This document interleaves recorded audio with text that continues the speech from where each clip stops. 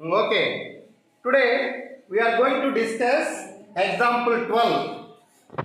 The parent type. Charan Ganesh.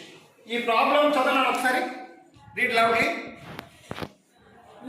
Evaluate 105 into 106 without multiplying directly. Direct గా multiply చేయకుండా ఒక formula use చేస్తాం కదా, ఆ ఫార్ములా భరత్ చెప్పాలి. భరత్ ఆ ఫార్ములా ఏంటి చెప్పు ఒకసారి. x plus a into x plus b is equal x square plus x plus b into x plus ab. నువ్వు చదువుతావేంటాయి, నిన్న అలాగే చదవమని చెప్పాను కదా, ఆ తప్పు చదువుతావే. ఇట్లా నువ్వు కూర్చో. నీ పేరేంటి? అనుష. చదువు ఏ ఫార్ములాలో x plus a into x plus b into is equal to x square plus a plus b into x plus ab. Very good. ఏమో ఫార్ములా బాగా చెప్పింది.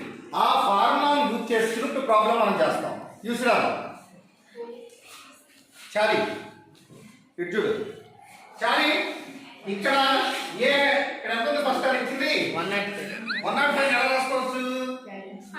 100 plus 5 100 plus 5 100 plus 5 తర్వాత 106 ని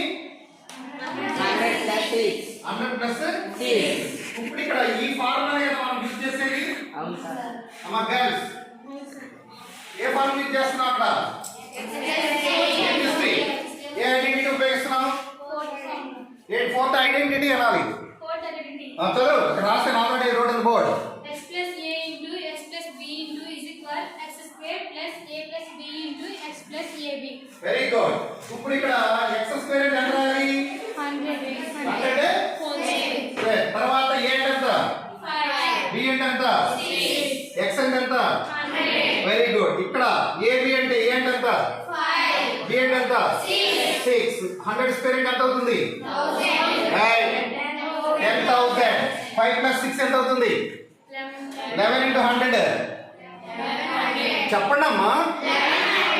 ఇక్కడ 5 6 టోటల్ గా యాడ్ చేస్తే ఎంత వచ్చింది? 1000.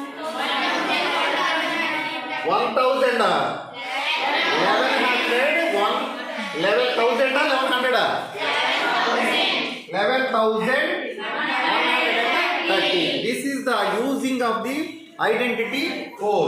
ఏ ఐడెంటిటీ ఉపయోగించాం? Fourth identity. ఐడెంటిటీ ఏంటి? Come on say with me. x plus a into x plus b is equal x square plus a plus b into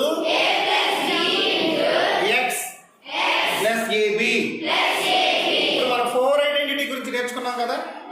first identity చెప్పాను, సెకండ్ ఐడెంటిటీ చెప్పాను. సెకండ్ ఐడెంటిటీ మీద రాలేదు అనుకుంటా. థర్డ్ ఐడెంటిటీ, ఫోర్త్ ఐడెంటిటీ నేర్చుకున్నారు. ఓకేనా? ఇప్పుడు మనకి ఎక్సర్సైజ్లో పెడతాం. అందరు కాపీ చేసుకోండి, ఎగ్జామ్స్ ప్రాక్టీస్ చేసుకోండి. థ్యాంక్